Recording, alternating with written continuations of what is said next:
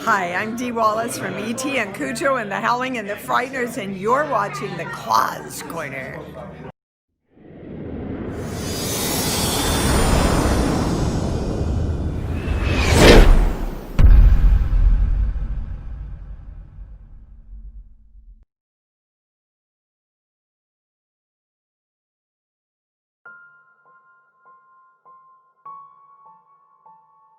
You notice those X-rays in your hand. Take a look at those. You notice that the dark and light shaded areas on the brain pictures. Well, there's no getting around telling you this, Andy. You have a level 4 glioblastoma brain cancer. Oh, guys, don't worry. You're dead strong. When you have something valuable, such as Andy, but you can't harm him, how do you send an effective message? Not only do we take away his loved ones, but we frame him for the murder.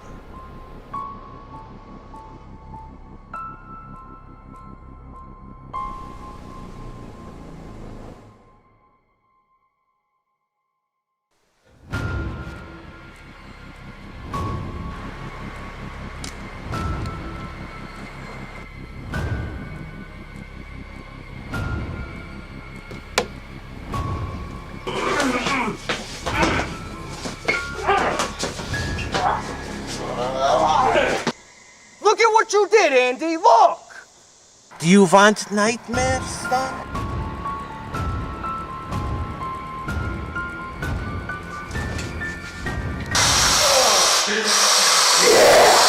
Look into my eyes. Can you see the red sheep?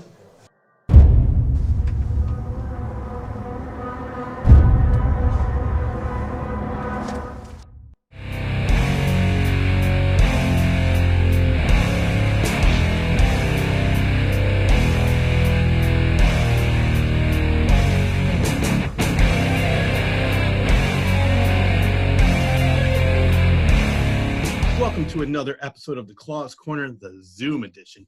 My next guest is a triple threat. He is a writer, producer, and director. His films include Letters for Annie, The White House is Fake, and the soon-to-be-released Reflections. Please welcome to the corner the extremely talented Joe McGee. Joe, how are you? I'm good, Rich. How you doing? How you been? I've been doing very well, so I'm glad to have you back.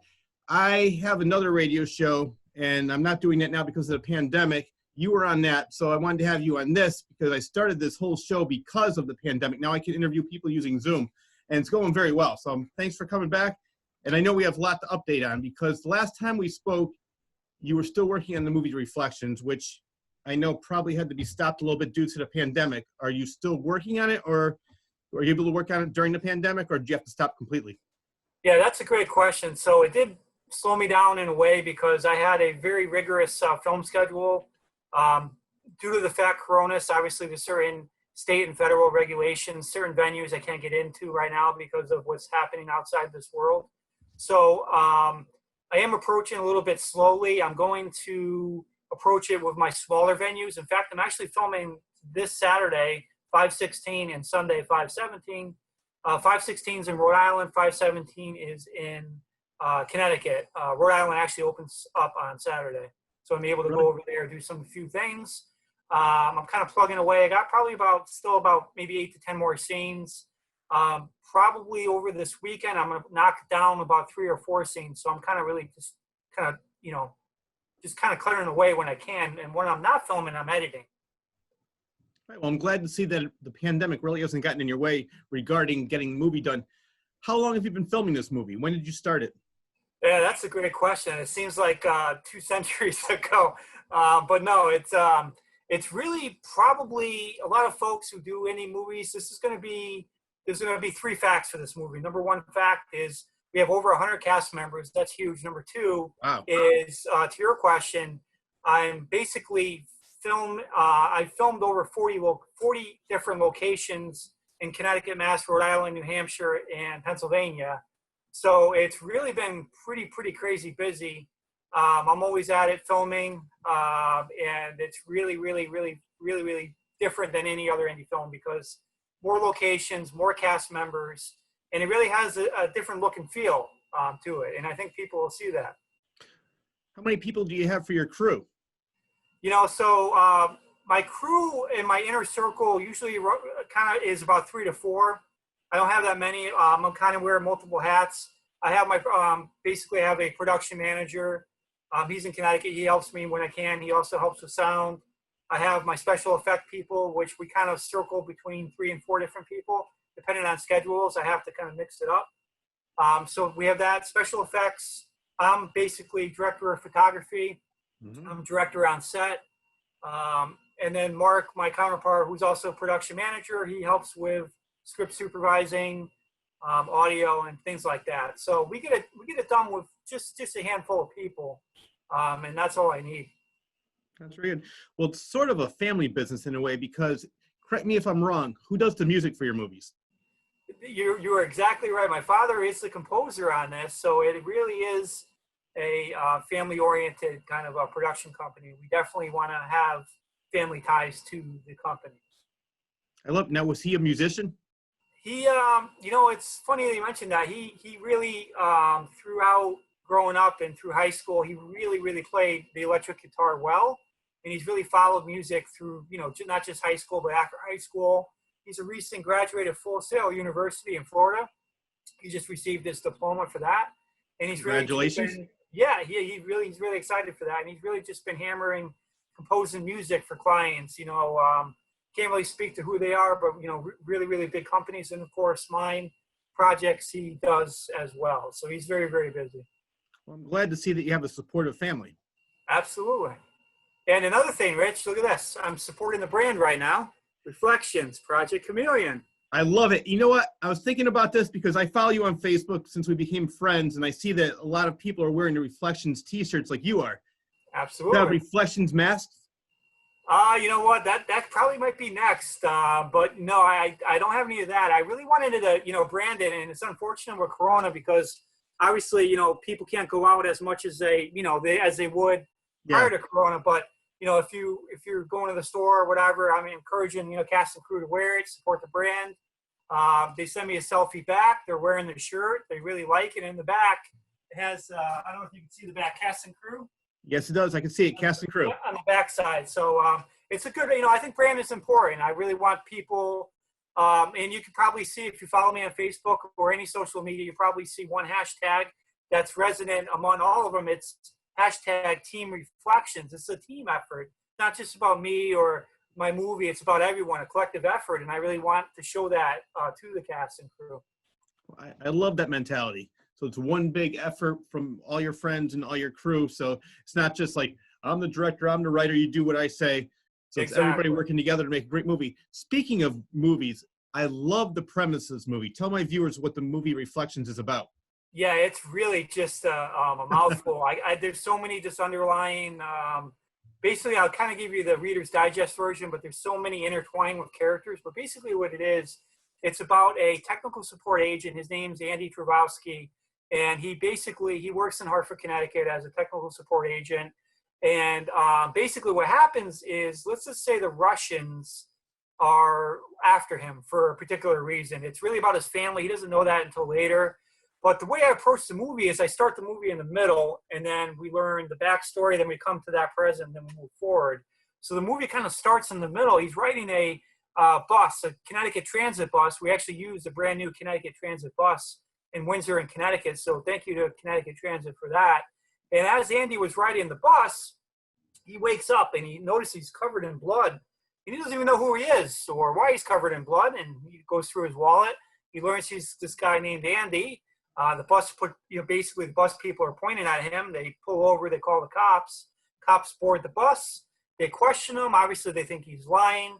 Long story short, they go to his house, they find something. And that's where really the story gets interesting. And from there's other things. Duncan Reinstein, he controls the Russian Federation Army, which is basically a fake company called Red Star Telecommunications. He operates for Mother Russia here in the States. He does experiments on people, and Andy's important to Duncan. The news is trying to bring him down. Everyone's trying to bring down Duncan. Andy's trying to figure out why they want him and why he was tricked, and a revenge tale. And it's just so much going on in this movie. I can go on all night, Rich, and you know that. I can keep going, but there's just so much in this story. Yeah. Well, you already have me hooked. That all you have to say. Actually, I think with you, less is more. The less you tell me, the more I want to see it. Exactly. Where did you come up with that idea? You know, it's funny. A lot of people ask me that is, you know, here's another interesting part since we're on the subject. This particular film was based on dreams that I had. And ironically, after I, had these dreams, I wrote some of the screenplay that's based on my dreams. I stopped dreaming. Believe that I haven't had a dream since, and it's maybe it's for a reason, but maybe it felt that hey, I got this idea, let's stop it, and I haven't really had a dream, and I can't even remember. Maybe since I started filming back in July 2019, it's crazy. Well, it might be good for you that you don't have dreams anymore, but it's bad for everybody else that loves your movies. And you come up with all these great ideas, so we're the ones suffering. That's true. That's true. Maybe when it comes out, I'll start dreaming again. We'll see. All right. Well, speaking of reflections, I know you got put on hold a little bit. Do you have a set release date, or do you have an idea when it might be finished editing? Yeah, that's a great question. So before the pandemic, before Corona, we were targeting a very loosey-goosey date of June. Then it kind of changed from June to October. Obviously, that's not going to happen now because we have a lot of scenes we still need to film. Yeah. We're just kind of slowly kind of getting to those scenes. So realistically, I want to be, positive. I still want to try to say end of December, maybe January 2021. That's if we can get these next few scenes done by June. I could have, June, July, August, September, October, November, probably good 6 months to edit, finalize. I'm editing right now. That's what's helping me right now. Yeah. What I do is I break it out. This movie's about 2.5 hours. I'm breaking up the sequences in about 25 minute sequences. And then I'm going to kind of put those big 20-minute sequences in the spots of where they go. So, first segment here, second, third, fourth, fifth. So I'm actually got my computer is down here. You can't see it, but I have another computer down here. That's where I'm doing my edits right now. And I started prior to our phone call, and I'm just almost done with a 25-minute sequence right now. I have 2 of them done already. So I'm pretty much there. Obviously, phase 1 for me is editing sequence, and I worry about coloring. I worry about audio corrections. I worry about 5.1. What I do is I make a 5.1 channel. Like if you ever go to a movie like surround sound, you might hear, the back's just doing whatever, the center speaker doing whatever. I can do that in my software. But I want to control speaker to only play this audio level. So I'm going to do that with this as well. So there's a lot of that. There's mastering, there's leveling, audio leveling, and getting all that ready. But I'm hoping, I'd say by the end of the year, that's my goal still. All right. Well, I can't wait. Now, is it going to be released on film or is it digital? So now, as you know, with the pandemic, a lot of businesses are hurting. We're hopeful that a lot of the independent movie theaters are not going to go bankrupt. There's a lot of bigger chains that are already saying they may or may not. Yeah, so AMC is one of them, unfortunately. AMC is one of them. They're talking about it. So I'm hoping that there's still theater life out there. Obviously, there might be some restrictions. Maybe the seats will be, 6 feet apart. Who knows what they're going to look like? But that's my main goal is to do a theater release. We're going to have an actor pre-release party prior to the public release. That's still going to happen in Wallingford, Connecticut. My goal is theater, then it'll be streaming, and then DVD. Now, what's your goal of getting it released in theaters? Are you going to enter it into festivals first and see where it goes from there? Yeah, exactly right. So I've already done that. Obviously, my movie's fully not out yet, but as you know, I have a trailer out. That trailer, the official trailer, just won Best Trailer for the FilmCon Awards. Congratulations. Also, yeah, thank you. And it's also in 2 other film festivals as official selection, so it may win those as well. Wow. So I really want to get a lot of exposure on it. And then, of course, when the film is done, we're going to hit a lot of the film festivals as well. Well, what's funny?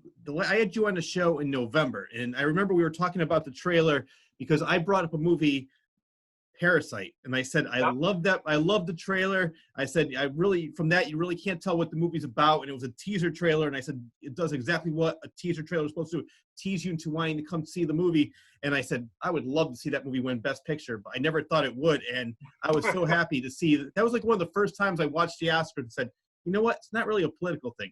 Because normally it's like, all right, let's see this director. He's 90 years old. He's never going to make another movie. Let's give him the Oscar. I thought that was the first time in many years where the movie that deserved Best Picture won. You're absolutely right. And I've been so busy, Rich. I have so many movies on my bucket list. Parasite just came out on Hulu, I think, but I haven't watched it yet. It's on my list. Movie. I still got to watch it. I just watched like Bad Boys 3 recently, 1917. Yeah. And, great movie. So I got to catch up, but they're on my list. Once I get this, kind of caught up, I can start enjoying my personal time, I know. Well, it sounds like you're having a great time. Speaking of great times, I follow you on your Facebook page, and I saw something. Maybe you can clear it up for me. You were recording a scene, it might be for this movie, in an attorney's office, and a fight broke out. What happened there? You know what? This is a great story. You're going to love this. So this was actually not part of the movie, believe it or not. I had a client approach me on LinkedIn. They followed me on LinkedIn. I actually went to high school with this guy. I haven't seen him, talked to him in 10 years. I can't imagine why. Yeah, out of the blue, he messages me. He goes, "Hey, Joe, I got this company. I want you to film a commercial for me." And of course, we have a regular conversation. I ask him about questions. I ask him about dialogue. I ask him about the message, what he wants to intend the show. And then we agree on a date. So we agree on a date that he has an affiliate in a lawyer office here in Connecticut. So we decide to go ahead and film him. That particular date, I brought one of my crew members, Mark, my production assistant. Mm-hmm. And again, I haven't seen the guy in 10 years. So the first thing he says to me, this is where you got to watch for these clues. He goes, "Oh, Joe, it's good to see you again. I thought you'd be here alone." I'm like, "No, this is my production guy. He's helping on audio." Yeah. So we go through the motions. He follows direction. Everything ends on a positive note. We shoot the commercial in the law office because he wanted the books, like the background. And we did that. And then the next day I kind of checked in. I said, "Hey, okay, this is what I'm thinking for the music, or, I want to ask this question." He goes, "Hey, Joe, guess what?" I go, "Hey, what?" He's like, "You messed up. This was a setup." I go, "Excuse me?" What? He's like, yeah, this is what he says to me. He goes, "Yeah, I was actually I wanted to fight you, and I was hoping you'd come there alone." I go, "Excuse me? Why do you want to fight me?" And he goes, "Yeah, you remember my baby shower?" I'm like, 10 years ago? I don't think I made it. I think I had a prior obligation. He's like, "Well, you know what? Nobody went to my shower, and they were all your friends at work. I think you're the one that told them not to go. Wow. I want to fight you. So let's go." It's 1 a.m. He messaged me. He goes, "I want to fight you." And I haven't heard from him in like 3 days, but he's one of these, but, yeah. The moral of the story is you never know what happens. You never know what people's intentions are. Obviously he needs a psychiatrist. Yes, help, but, very badly. That's another episode. But that's what I had to deal with. That's what that post was in response to. It's hilarious. I think he's watched Goodfellas one too many times. Yeah, one too many times. Now, for your movies, do you usually use the same cast and crew, or do you have auditions for people that want to be in your movies? And if you do, how can they reach you? Yeah, that's a great question. So there are a few returning people in this film. Letters for Annie was on a much smaller scale. My previous film, I think we have about maybe 7, 8, 9, 10 maybe people from it returning. Obviously, if I'm looking for a role, I'll put a casting call out on one of the Facebook groups. People will see it. They'll respond to me. I'll email them. I'll ask them some questions. If I feel it's necessary, I'll ask for a video audition, and I'll give them some lines. And that's basically it. If someone is looking, maybe they've done theater. Now, we love theater people. If people are doing plays or theater work, they're in my opinion, that's even more harder because they have one shot not to screw up. There's no director saying cut. They have it really, but it's different. Movie is a little bit different, but I have a lot of theater people that are doing very well in Reflections. So if you're an actor, an inspiring actor, or theater, you want to get involved, just reach out to me at jmcgee at mcgeeproductions.us or mcgeeproductions.us. I may have a few extra roles coming up. For this weekend, I'm all full, but again, I probably may have a couple more, and then, of course, future projects. All right. Well, if you're listening, contact Joe and let them know that you saw it on the Claw's Corner. Absolutely. Now, there's one actor I know you worked with on several movies. His name is Tommy Fiore. Absolutely, I do. I know him well. When and how did you meet him? So I met him probably sometime north of 2016. I put a casting call out for Letters for Annie for Tony Lombardo. He had responded. He sent me some his demo reel, his acting reel. I really enjoyed his way. He can really kind of develop into the character in his own way and really own it. I really saw that. So I wanted him to really get to know Tony Lombardo, and he got into my movie, did very well. And since then, I asked him to come back to play Vladimir. So he was kind of like a Navy guy in Letters for Annie, normal American guy. Now he's this evil Russian guy. But that's what actors do. They can transform so beautifully, and he really does that well. A lot of motion, his eyes, just the way he gets into character is really, really nice. And the other thing, since, I've seen Tommy really blow up, is he's going to be my lead actor for my next film, B-29, the story of Gerard Muller. It's a World War II Air Force movie. We're going to be filming that. We'll see how, this goes on with the world, but hopefully in 2021, and he's going to be the lead actor in that movie. Now, was he originally a theater actor? He was not a theater actor. He was, to my knowledge, strictly, movies, short films, that type of stuff. And do you allow your actors to improv, or is it stick strictly to the script? That's a good question. Now, some of them might, prior to shooting, they might say, "Hey, Joe, I might want to, try it this way," or maybe put my own words on it, or they just improv, or I might just say, "Hey, guys, I need like 10 seconds improv," and I'll do that like from time to time, and sometimes that comes out beautifully, and I encourage it.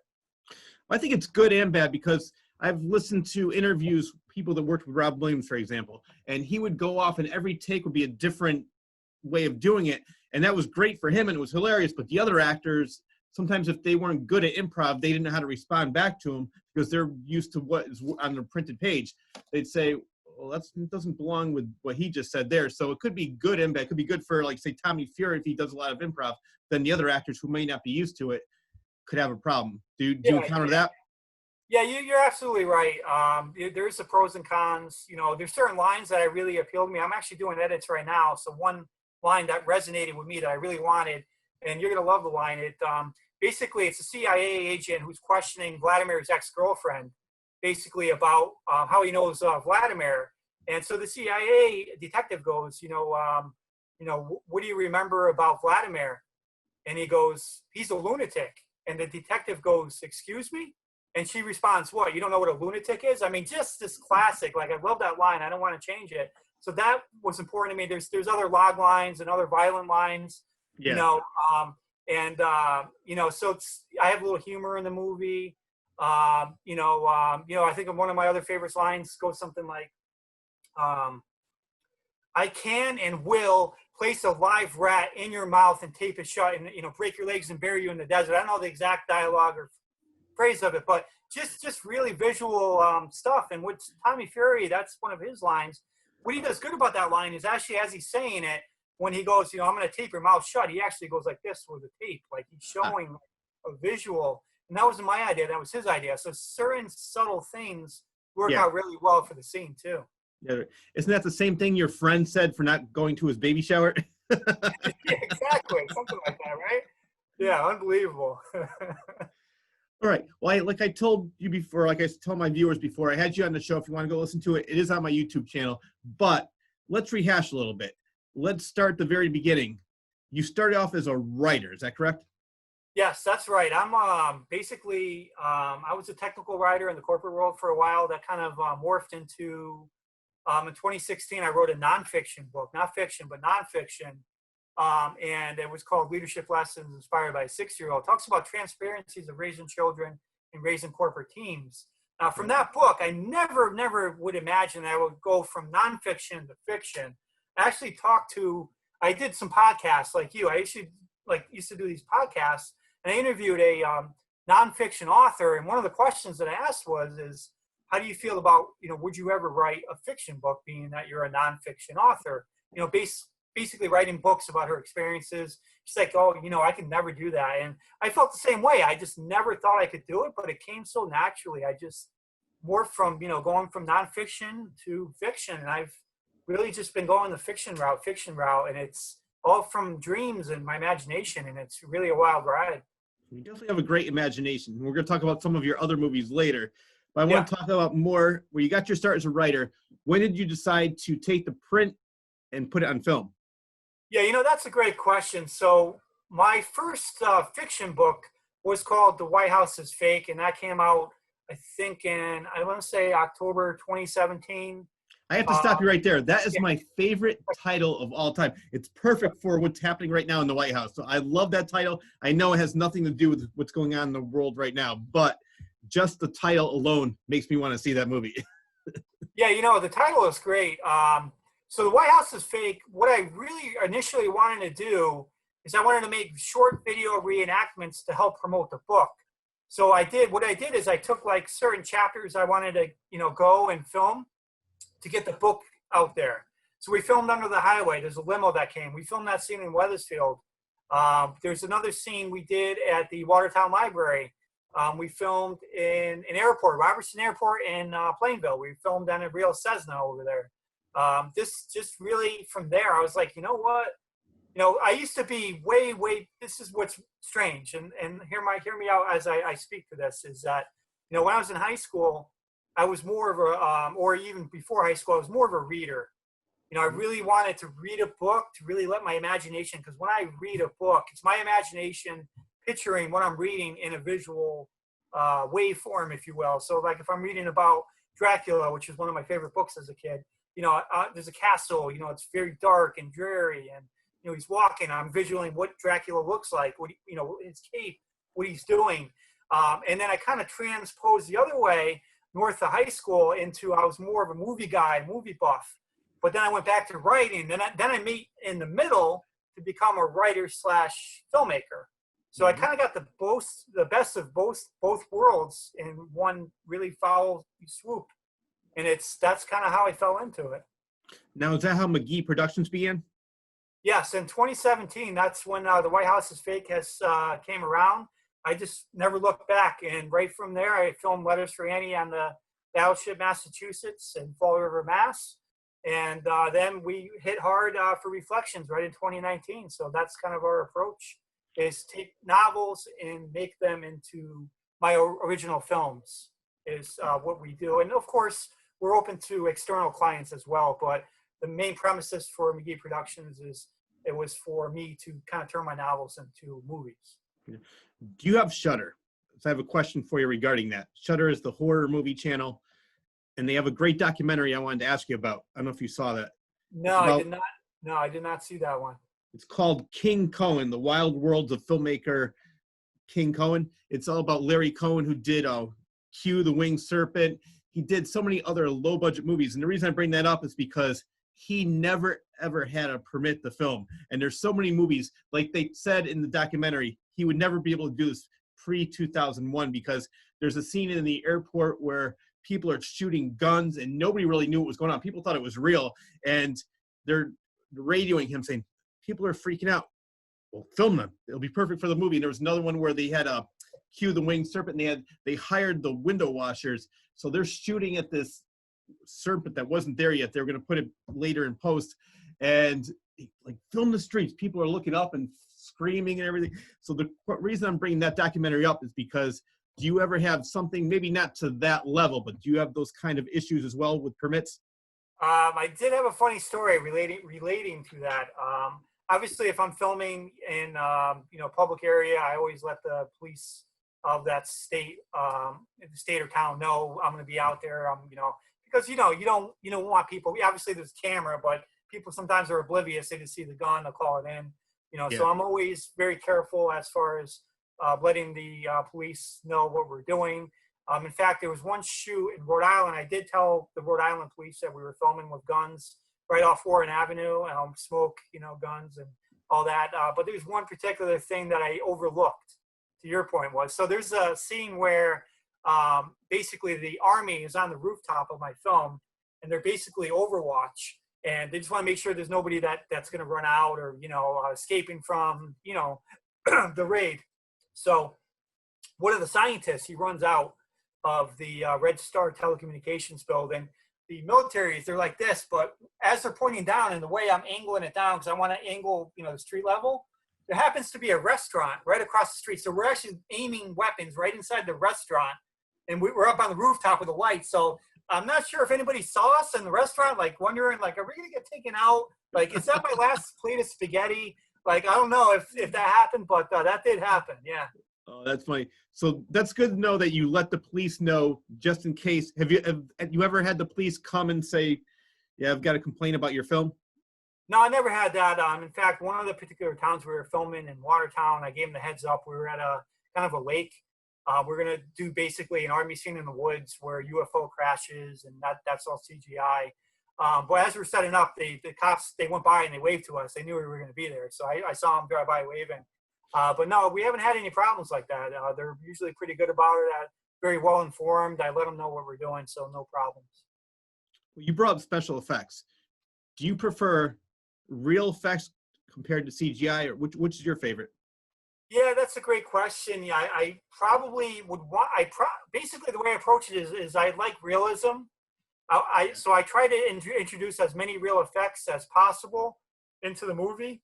Obviously, gunfire. I'm not going to start shooting rounds off in the city, so obviously that's kind of imposed sound effect. Yeah. Car crashes. We try to make that as real as possible. The fight scenes, obviously, they're choreographed.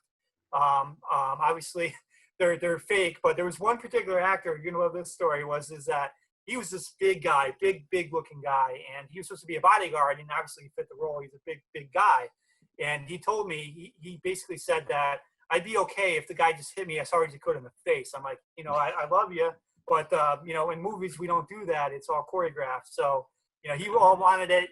It'd be great, but we do it in a way where in the movie business, as you know, there's certain camera angles that look best for landing a punch. Yeah. So we do that in a way where it's going to look pretty darn real. The other thing, there's certain things, obviously, I can't have a real UFO, come down and land, so I got to do CGI for that.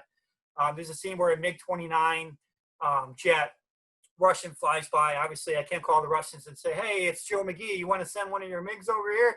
But so I put that in there. But everything else is pretty real. Obviously, besides the the choreographs and all that. Who does your special effects?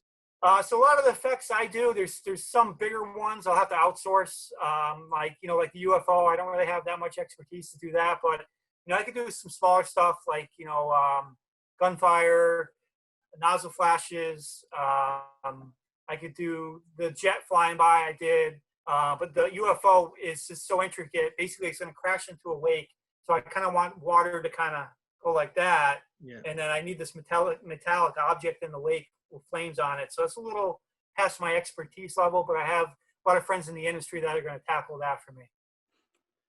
Can you tell me what movie that's from? That's going to be in Reflections, what I just described. UFO? Yeah, so this movie has aliens, it has DNA. It's kind of like a sci-fi thriller, and it's got all kinds of stuff in it. So you're going to see UFOs, you're going to see aliens, you're going to talk about making elite Russian soldiers, all kinds of good stuff in this one. Who are some of your greatest filmmakers as inspiration growing up? Yeah, there's definitely a lot. Tony Scott, Yes. Definitely love True Romance. Was One of my favorite movies of all time. I love that movie. What I love about that movie is that, when Anthony Hopkins, I believe he plays a cop in that, and he's talking to Christopher Walken, and he knows he's going to die, and he just comes up with lines like, F Dennis you, Hopper. I'm going to piss you off. And he does it so well. I love that. Yeah, what do you say? It's like, because you're a pineapple or something to that effect, and that Christopher Walken's just laughing. I can't remember exactly what he says, but yeah. He said something like Sicilians were, Yeah, no, I remember that whole scene.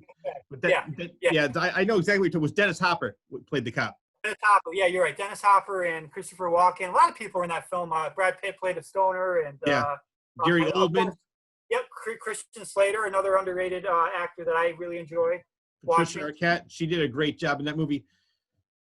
Well, it's funny that you mentioned Tony Scott. The script was actually written by Quentin Tarantino. Are you a fan of his? Yep, he sold it, I believe, to them. I love Quentin Tarantino films. I love Death Proof was what I liked about Death Proof is this some of the use of the music and the cars, and Kill Bill obviously is just classics. But I have not seen his new one, Once Upon a Time in Hollywood, I think it's called. I haven't seen that yet. Yeah, I saw it 3 times. It's one of my favorites of his so far. You can see how behind I am and getting into these films. Hey, well, you have your own movies to worry about. And that movie's not going anywhere. But when you do have a chance, check it out, because I think, to me, it's one of his best. sometimes his movies take a little while to grow on. Like after the second time, I like it a little bit better. Third time, I like, because you notice more and more things with his movies every time you see it. But the reason I was thinking that you were a fan of his, because I know with Pulp Fiction, it starts in the middle, then goes to the end, then ends at the beginning. And it's similar to, not that you're emulating that, but it's similar to what you said with that movie. So I like that. I like David Lynch. Yes. Another fantastic. I love him. I love Pan's Blue Velvet Labyrinth. is one of my all-time favorite movies. Pan's Labyrinth, the Spanish director, Guillermo, what's his name? Del Torres? Yes, Del Toro or something. I know you're talking about. We can. Well, I'm sure in post I'll have his name on the screen for you, so my viewers know. But I like him too. But yeah, Tony Scott is great. One of my favorite movies of his, besides True Romance, is The Last Boy Scout. I love The Last Boy Scout. I actually own that. Damon Wayans and Bruce Willis. I love it. Halle Berry's in it as well. Yeah, great movie. Great movie. And he was supposed to do Top Gun too, but unfortunately, he committed suicide, which was a shame. But yeah, it was. Like, I love that line. Why did the chicken cross the road? Remember that in Last Boy Scout? I can't remember the joke, but yeah, this is some more this so funny lines, like something like hey boys, the streetlights are on. We're being beat up by the inventors of Scramble, or the game. And you say that again, I'm gonna break your nose. It's like this fun stuff in that movie. Yeah. And so David Lynch, Tony Scott, and Quentin Tarantino, Brian De Palma. Oh one. Yes. Yeah. I love Carrie. That was like one of my favorite movies growing up. Yeah. Yeah. And I just love. I could probably name. A lot of them are escaping me, but I definitely those are probably right up there for the greats that I follow. Yeah. Then of course I don't know why he's escaping me. Home Alone. Oh, John Hughes. Yes. So now with him, he's more of a comedic writer, but I really love the fact that he really can bang out a script like really, really quick, and it's funny. I can really appreciate all his films. I really love watching him work as well. What I like about his movies is that they're funny and they're more family oriented, which I like. But I also like that you care about the characters that he writes about. You care about what happens to them, and it's very sentimental, but not in a way where it's like formulaic. Exactly. So that I'm a huge fan of his movies. But getting back to your movies, we talked about Reflections, which I cannot wait to see. The White House is Fake. I want to go back to Letters for Andy. Is that based on an original story, or based on a real story, I should say? It is. It's we're calling it historic fiction for a reason. I had John Lombardo, who I used to work with many years ago in Hartford, Connecticut. He's actually in Florida now. He approached me. He's in Florida now still. When he approached me, he says, Joe, we were both technical writers. You kind of morphed into a writer. I have about 200 real World War II letters, and I'm looking for someone to adapt that into a movie. He had a couple people that were going to turn it into like a play, like a live play, but that kind of didn't pan out. So I said, sure, I'd love to do it. And he sent me the letters, and I actually started building the story around brothers. There's 4 brothers. 3 were in the Navy. 1 was in the Army. Pat Lombardo was in the Army. He actually was a personal bodyguard to Dwight Eisenhower. Wow. Which is, coincidentally, there's a tie-in. White House is Fake. I talk about Eisenhower in that film because he did the National Federal Aid Highway Act. So there was an accidental tie-in between Dwight Eisenhower in White House is Fake and in Letters, because he was his personal bodyguard in real life.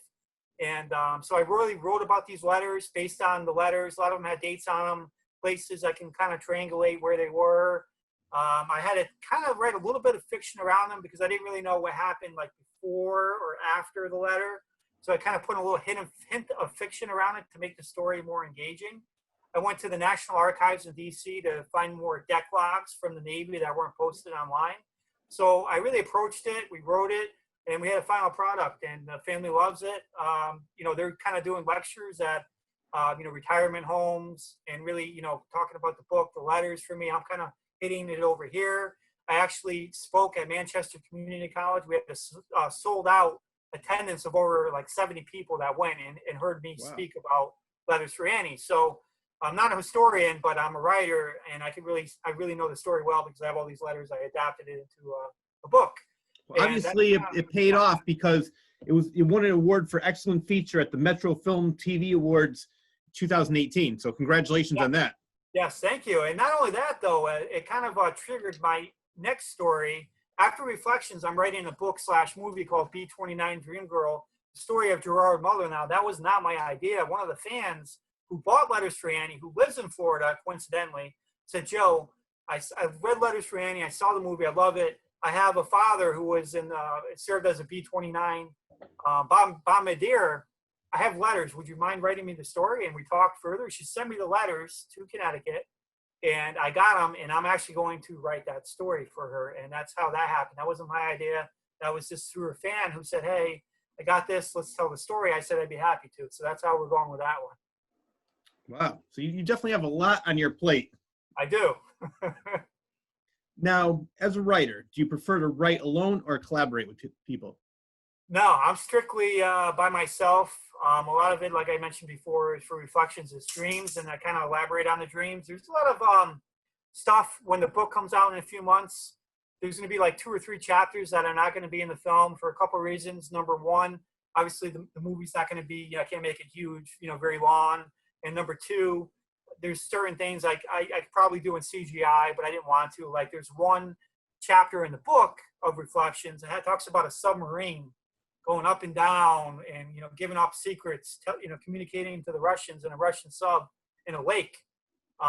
So basically, obviously, I didn't want to, do that in CGI. So I kind of wrote that chapter out of the movie, but it's in the book. Okay. Well, I noticed mostly so far, you've written your own scripts and adapted them to film on your own.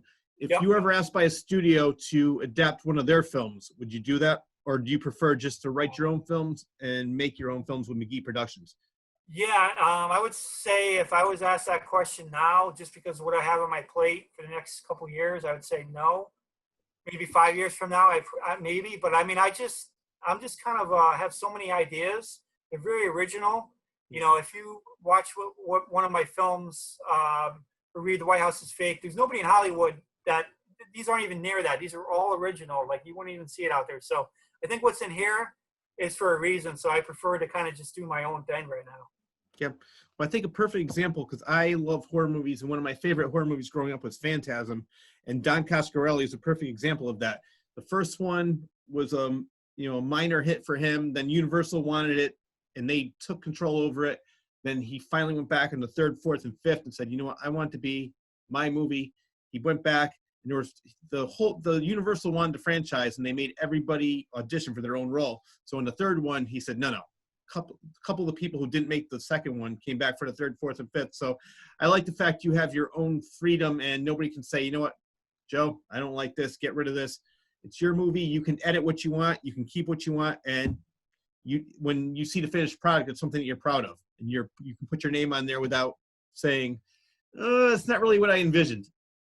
Yeah, you're exactly right. And you definitely have more control that way because it's my ideas. I want certain lines conveyed in a certain way. And to have a sci-fi movie, to have Russian ties, to be funny, to have intrigue, to have just so much in there, fights, plot twists, and conspiracies. I mean, yeah, it's sci-fi, but it's so much more than that. It's we'll call it a McGee-ism. I mean, I can't put a label on it because it's not just your typical sci-fi. It's funny in some parts. There's funny lines. There's serious lines. It's going to be one hell of a show. That's what's going to happen. This movie has it all. I cannot wait to see it. Well, we were talking about editing. It brought up a great point. We mentioned True Romance earlier. I'm sure you know the scene at the end where he gets shot in the eye. Originally, Quentin Tarantino said he had him die in the script, and the studio said there's no way that Christian Slater's character can die. So Roger Avery went in and rewrote that last scene so where he lived. Quentin Tarantino hated that, and he hated the fact he lost control over that scene. Same thing with Natural Born Killers when he wrote that. So I think you're on the right track. Yeah, you're definitely right about that because, generally when I talk to other writers or other authors or other screenplay people, they have a process where they'll go from draft one or, rewrite here, they'll change color, right? So, my original script is white paper. Now I'm in yellow. Now I'm in red. Now I'm in blue. All these rewrites. And, I don't tend really not to do that. It's really minor tweaks, minor changes. Once I kind of have the idea in my head, it's all done. Now, there was only one exception for my film, Reflections, was the original ending that I have now was not the original ending. I changed it at the last minute, but I'm very happy I did, because the original ending was basically the good guy. You know, we all want the good guys to win, but I wanted to leave it open to interpretation. So I changed it at the last minute, and it really was the right thing to do. But I tend not to really mess with stuff, like, at all. Well, I was going to say, a la David Lynch, how he leaves all his movies. Every movie he does, or all the movies I like that he's done, are always open to interpretation. Yeah. Like you know Lost what? Highway. I Blue love Velvet. Lost Highway. A lot of people don't know, what's that guy? The murderer was in there. Was it Robert Blake? What's his name? Yes, Robert Blake. Was in that. Yeah, and I love the use of, like, Marilyn Manson, the song of I Put a Curse on You, and then the desert scene, the sex scene, and I mean, just all kinds of this crazy stuff. And Henry Rollins was in the movie too. Yeah, you're right. I mean, but yeah, that's kind of how I am. When you watch Reflections, the way it ends, you're going to be like, wow, like, you didn't see that coming. Like, there's going to be a kind of a cool part, a really sick, twisted part that's going to kind of, let's just say, people are going to be like, whoa. And that's kind of what I want to give people. What impresses me most about your movies is the quality, because I see a lot of low-budget movies. I'm going to mention Troma. I love Troma movies, but a lot of them, you look at it, you could tell they're filmed by these, two young kids who have a handheld camera. Your films look very professional. If I didn't know you were an independent filmmaker, I would have said, what studio released this? So it impresses me the quality. So the question I have is, are you self-taught as a filmmaker, or did you go to film school? Yeah, no, I'm actually Quentin Tarantino's son. No, I'm not, because he didn't do any of this either. But no, I'm just basically self-taught. I have a vision, just like Quentin does, and we both see stuff we want a certain way as far as our framing, our different camera angles, our transitions, and I just kind of go as I kind of see it and how it makes sense to me. And that's my approach. Well, you know what? You brought up a great point. You said you like movies, you love watching movies. That's the best film school, and that's exactly what he did. He worked at a video store when he was a young kid, and he made his movies watching all the old foreign movies or overseas movies. With your movies, you're telling me who inspires you, and I like the fact that you use them as inspiration, but you don't copy them. You have your own style. Yeah, and there's a lot of movie tricks, little magic tricks we do in my film. Like, there's one scene where we have Project Mind, who is basically an experiment by Duncan Reinstein, Red Star Telecommunications. They got in her mind doing experiments, so she's really not right. But every experiment has their own project code name. Project Mind means she can control stuff with her mind. So in this particular scene, I wanted to capture her moving a chair. So what I did for movie magic is I tied small fishing line, and I pulled the chair as she looked at it to make it look like it moved. So small basic stuff that, any filmmaker can really do to give that, dramatic effect. Like, she's like, staring down this chair, and then we see it just kind of go like that, just by fishing line, just pull it. Yeah. So there's many tricks like that, not just me that I'm doing, but everyone has their own, tricks. I've seen other people, I haven't done it, but I've seen other people do, like, you ever see the crane effect? Like, basically, let's say I'm starting here, I'm coming closer to you like this. And what they do as an independent filmmaker, they don't have a crane. When I say a crane, it's basically you can automate the crane or manually move it so the camera moves like this. Yeah. What they do is, for an indie filmmaker, is they'll have, you're going to laugh at this, but people do this, and it really works well. I haven't done it, is you're in a rolling chair. Someone's pushing you, so you get closer, they're pushing you. That's called a secret indie filmmaker trick, just by doing stuff like that. So there's a million of them out there, though. Yeah. One of my favorite filmmakers is Sam Raimi, who started off doing Evil Dead, then he moved on to Spider-Man. And even now he still does it, but they call it the Sam Cam, where the first Evil Dead, he was 19, 20 years old. He would put a camera on the raft and just push it, and it looks so great. Yep. It turned into a thing for him, and that shot works great for him. Absolutely. Now, do you record using film, or do you use digital? No, I use digital. My main camera that I'm using now is basically a 4K camera, so high def. I record, depending on the shot, I'll record at 30 to 60 frames per second. If I want to go 60, I want to capture, some stuff. I can do a little slow-mo or, go up higher. But generally, most of the shots are 30 frames per second. 1080p. Well, it's actually 4K, but it can look at 1080p.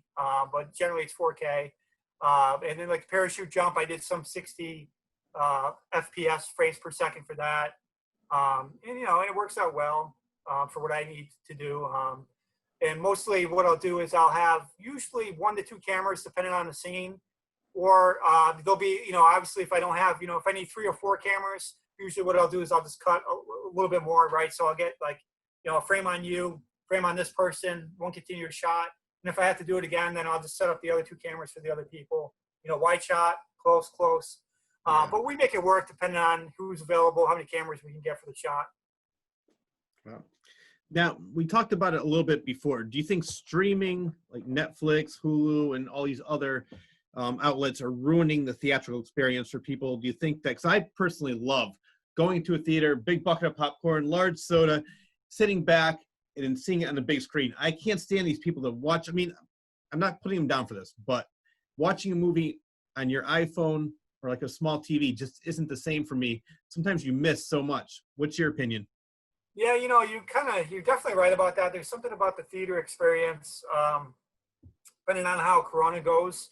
Who knows? The new norm might be streaming, and theaters might be a thing of the past. I hope not. I hope not either. But I do enjoy home theater. I have quite an elaborate sound system where I was watching Die Hard with a Vengeance, I think it was. There's a scene where there's a shotgun. Bruce Willis is and you can hear it like a block away. I mean, it's so loud inside the home. So if you have a home theater, you're set. But definitely going out there and seeing in a huge screen is way better than anything you can do at home. Like I usually just run my 65-inch with the surround sound subwoofer, 600 watt subwoofer. Got the 7.1 surround. When that sub kicks on, the shotgun blast, the helicopter, vibrations. You can kind of mimic that at home, but still that bigger screen, having popcorn, just relaxing. There's something about that too. Yeah. I'm hoping that, it might be for next year or two. Who knows how long the thing's going to last before people start to feel comfortable enough to go. But I'm hoping the theatrical experience is not a thing of the past. Yeah. Me too. For you, how are you going to get your films into theaters? I know you said you're going to put them into festivals. From there, if it gets picked up by a company and they'll place into the theater, like say if AMC wants to if you want to be an AMC Reflections, how would you get it in there? Through the festival?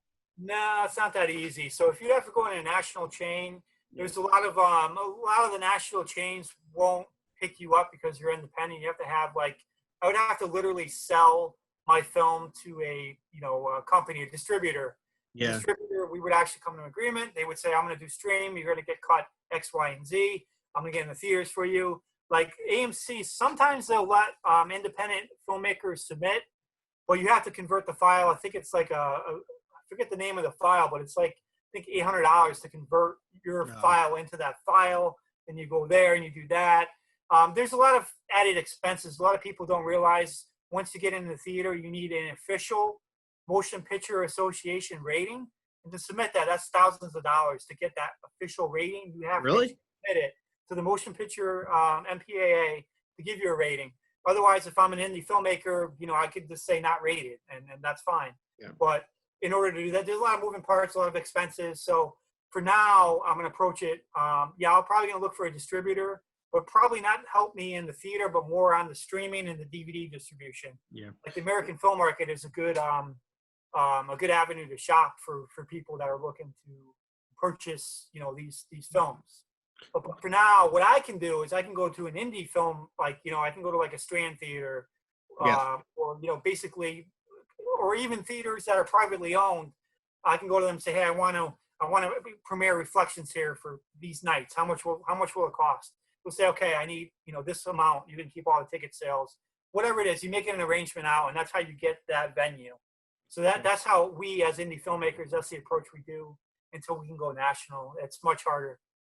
Well, I have a friend, Larry Dwyer, who produces CT Cult Classics. Every other month he rents out the Strand Theater. You mentioned that's what made me think of this. And he'll show older movies. Like he had Army of Darkness, with Evil Dead 2, and then he had Yep. Bubba Hotep with another movie, and he had John Carpenter Night of the Thing, and Big Thing in Little China. So I mean, every time he does that, it sells out, and he always gets his money back because people love seeing it, and you charge like $5, and people will be more than happy to go in there, and you can probably make your money back. Another theater that might work for you too would be Real Artways. They show independent movies there. It has a bar in there. It's really nice. It has an art gallery.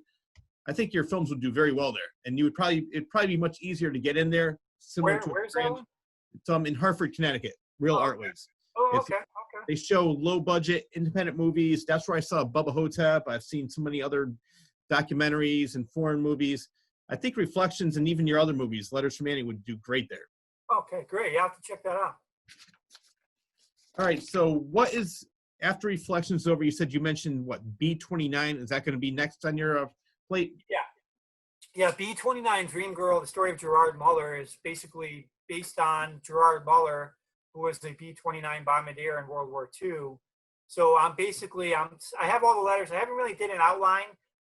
Anytime I approach fiction or historic fiction, it's really hard because, well, at least for Letters from Annie, I had 4 different stories, 4 different brothers. At least this one has one focal point, and there's probably going to be friends and people that he knows that'll tie in the story. But first thing I do is I really want to organize what I have. So when I get to that point, take all the letters, I'm going to actually sequence them by year and figure out a baseline, and then go to the National Archives, get more details.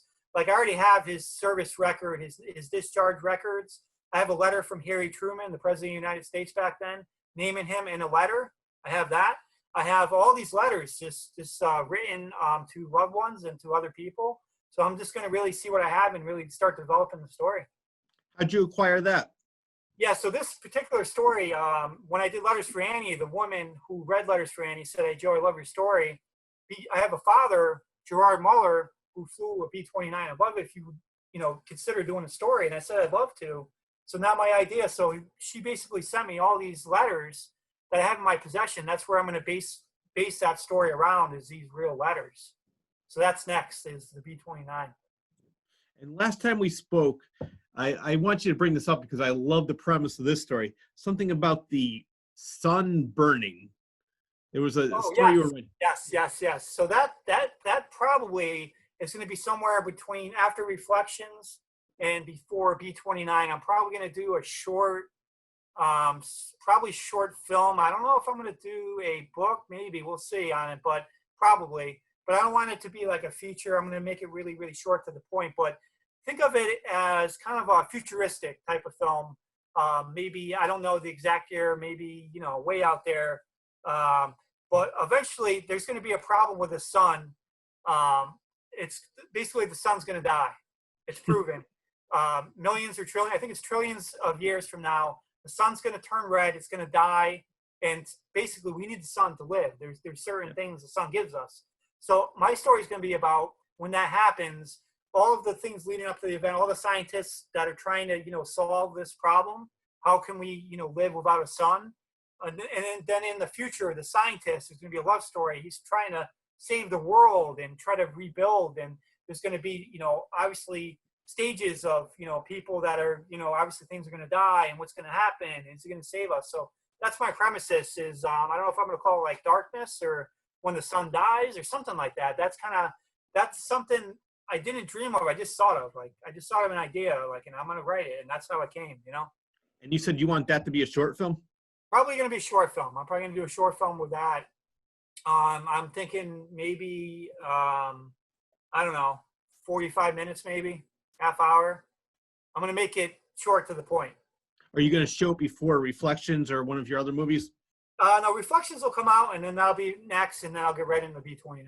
Okay, so maybe you'll have like a double feature. I like that I have another show called Real Talk, REEL, with a friend. We talk about movies, and we were talking about the different eras. Like in the 50s, they always had a double feature. They had like Invasion of the Body Snatchers with the Atomic Man. I mean, so maybe you could bring that back, like the darkness with B-29, just like it. I loved, like in the 70s, that's what we talked about too. It was the big craze for the drive-ins, and they always had the low-budget movies that weren't good enough for the indoor theaters, and those are the movies I enjoyed the most. Yeah, you're right about that. So that'd be great to see a double feature of McGee Productions. Yeah, absolutely. Now, what advice would you give to up and coming aspiring writers and filmmakers? Yeah, all I can say about that is, definitely, follow your first instinct. At least that works well for me. Is that, when I have an idea, I just kind of go with it, go with the flow. Don't shy away from, letting people, maybe read your work or preview your work, especially if you're just starting. If you want some feedback, or maybe something you see or something that you're trying to get across doesn't come out to the general audience, so that would be good to see or know. Or especially if you're doing a comedy, there's a lot of jokes, and people aren't laughing. Well, that's not a good thing if it's a comedy. So you got to be sure that there's a lot of in the readers world, we call them beta readers, right? There's people that will read the book and read it. Same thing with a movie. Just have some people maybe look at it, critique it, give feedback. What do you think of this? Ask questions, and that would really definitely help them. Really get to the point, or make sure their point of the film is not lost or missed. Yep. Well, I think that's a good idea, but here's what I hate about the test audiences with big features. When you're working on a film for 3-4 years, you wrote it, directed it, produced it, then you have 15, 20 people come into a theater and say, I don't like this, get rid of this. I don't like that character, get rid of that line. It's like, this is your vision, and you have 15 to 20 people telling you exactly you have to change everything that you dreamed of. So I think that it's good to have, backup, like you said, a beta reader, maybe somebody that can help you out, but somebody who's on maybe the same page as you, instead of somebody that's going to walk in and just tear it apart just because they can. Yeah, I actually encountered that. So in the book world, we have editors, right? So kind of the same to your point. I actually had kind of a clash with my editor like this. And I kind of left my story the way it was, but she felt offended. Now, this is where we talk about people's opinions and a woman's perspective versus a male's perspective, right? So it's kind of tricky, but I felt the way I had it was the right way to go. I'll kind of tell you what the scene was. In my book, The White House is Fake, I have a scene where Nelson Conrad, who's the main character in my book, he basically wants to shut down a certain power. His friend works at the power company, and he wants to shut down a certain section or a power grid of this one section of the the bridgeway or the lightway. And the guy says, well, why do you want to do that? So he wants to make up a fake story. You can't tell him the truth. The fucking, you can't say like the army is after me. You can't say that because he's going to think he's crazy. So he makes up a story, but in a guy's world, it's very personal. So what I wrote in my book, which she was offended is I said that, there was a baby carriage on the side of the road, and my friend's mother stopped to check on the baby that was left on the side of the road, but there's no baby in there. She got jumped and she got raped, and the cops couldn't figure it out. They basically didn't do anything. They couldn't figure who it was. So basically, I told my friend, I want the power shut down so I can catch these guys, in case it happens again. Yeah. So she felt it was offended. She said, well, why don't we just change it that, people were throwing water balloons at cars and somebody got into an accident? I'm like, no, I'm not changing that. So I thought that it was a powerful message saying that, hey, my friend's mom got hurt. Her morals got, demonized. So this is very personal meaning. So I left it the way I wanted, but you're going to see that, like, your fact, people opinions or, people want to change stuff. You just got to go with your gut sometimes. And that's what I did with The White House is Fake. Hey, exactly. Well, that's why it's perfect that you have your own production company, because you can release the movie how you want released. You don't have to have all these other people who have nothing to do with filmmaking, have never, directed, written anything, telling you exactly how to do your job. So you can say, I respect your opinion, but I'm going to go with my vision. So that's good that you can do that.